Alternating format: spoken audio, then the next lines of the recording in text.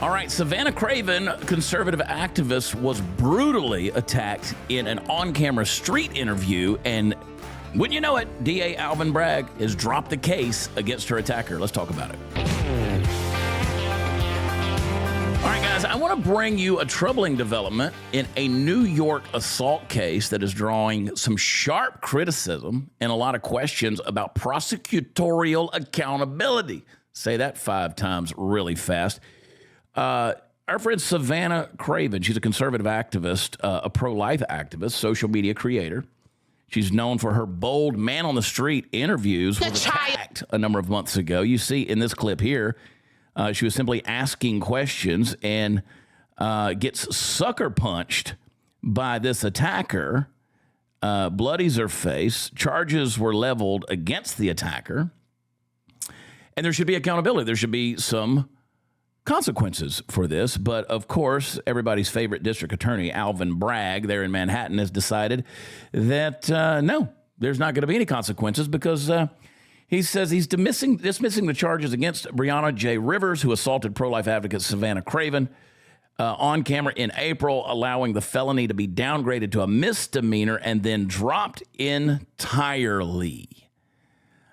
All right, this happened back in April of this year. She's doing a street interview in Harlem, and she's working with Live Action. She gets struck in the face by this Breonna Rivers. I will tell you, this is one of the reasons that we deal in society with so many different things that are just atrocious because of decisions like this, where accountability and consequences are not given. You got a confrontation that's clear as day, caught on video. It shows Savannah Craven recoiling from one blow and then a second before Rivers walks away. She was on Fox News being interviewed. Let's hear what she had to say. Unfortunately for me, I have had to watch my attacker's Instagram stories for the past 6 months because I couldn't depend on the DAs to do it. And on July 23rd, I'm watching her story and she puts on there, "Thank goodness my lawyers were able to drop my case, no charges." And I reached out to the DA and I said, how could this be possible? All of the evidence was there. I mean, the full 20 plus minutes video of us talking, her attacking me unprovoked, and you guys dropped this case. It was shocking. Mm-hmm. Unfortunately. So, obviously she's in bewilderment about this, as we all are. She did require medical attention, stitches, and a facial injury. She amassed thousands of dollars in medical bills. Where's the consequences? Rivers was charged with second-degree assault. That's a serious allegation. But now the Manhattan District Attorney's Office is going to drop those charges. The reason is because the office failed to meet a key discovery deadline, meaning required evidence was not turned over to the defense in time. Yeah, that's the justice system. That's our court system at work in America today. But yet, we remember DA Alvin Bragg announced 34-count felony trial conviction of Donald Trump. By the way, it was one thing. They just did 34 counts of falsifying business records. So this is what we get from Alvin Bragg. You're missing, but in Savannah's case, you're missing the discovery deadline. That's an unacceptable error. They've acknowledged the procedural failure, said they were instituting internal reforms to prevent recurrence, including changing office operations, investing in technology, and establishing a discovery compliance bureau. Well, meanwhile, Savannah, that doesn't take away her attack. For her, the dismissal came without direct notice. She learned about it being dropped, as you just saw, on social media posts from Rivers.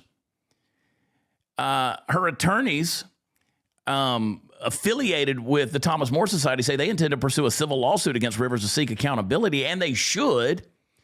They argue this wasn't merely a procedural misstep. It was a failure of justice when clear-cut charges were left unprosecuted. And, I mean, the critics are coming out, as they should.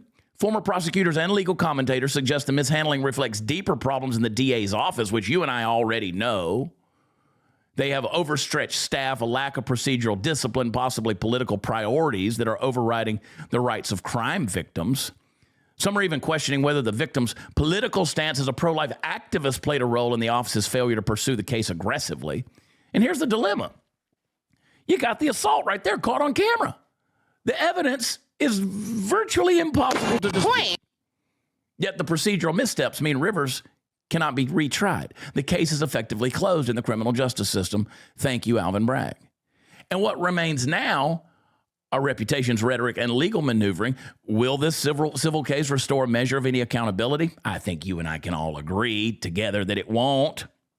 I think we can all agree that the DA's office is compromised. And even if they promise reforms, it's not going to prevent another problem from arising. The public's trust isn't going to survive another high-profile prosecution gone awry because we don't like it. It ain't right. You and I both know that sense of justice is crooked. And I'll tell you something. Here's where the blood boils on this, especially when I see his fat face right there. I mean, this guy has never missed 6 meals a day. Good Lord. You can't watch that video of Savannah. You can't watch her getting sucker punched, stitches in her face, fear in her eyes when she gets just jacked unexpectedly. And then you're going to watch this district attorney's office shrug and say, sorry, we missed a deadline. A deadline. That's not justice. That's paperwork roulette, folks. It's not some missing library book. This is a human being who was assaulted in broad daylight on camera, and the system's just going to toss it in the trash bin of incompetence. And we all know why. It's all because of political maneuvering and leverage that's one-sided. Alvin Bragg wants to talk about reforms in bureaus and new tech investments, all this bureaucratic word salad. But let's not miss the bigger picture. Justice is dead in New York, and God forbid you get a mayor in there like Zohan Mamdani. That's going to be impossible to live in a climate like that. But in New York, in Harlem, in Manhattan, you commit a crime, it's on camera, it's undeniable, and still the DA's office manages to trip over its own shoelaces until the whole case collapses and the criminal walks free. Now, if this was you, if this was your daughter, your sister, your mother who got blindsided in the street, I want to know, would you want to hear excuses about discovery deadlines? Or would you want the system to do its one job, and that's protect the innocent, punish the guilty, and uphold the law? But no, never under Alvin Bragg. The scales of justice are not just tipped, they're shattered. His office is so quick to lecture, so quick to spin, and when it comes to real victims, it looks the other way. This is not law and order. This is lawlessness with a press release stapled to it. This is a guy who loves his face, and I can't believe he loves his face being plastered to a screen somewhere. Justice is not blind in Manhattan. You and I can see it. But it is, as far as the DA's office, it's on life support. And Alvin Bragg, he's pulling the plug on it. And I'm telling you, folks, until voters, until citizens, until all of us say enough to the message to criminals, it's always going to be clear that you do whatever you want. The DA's office will probably screw it up and you'll walk away smiling.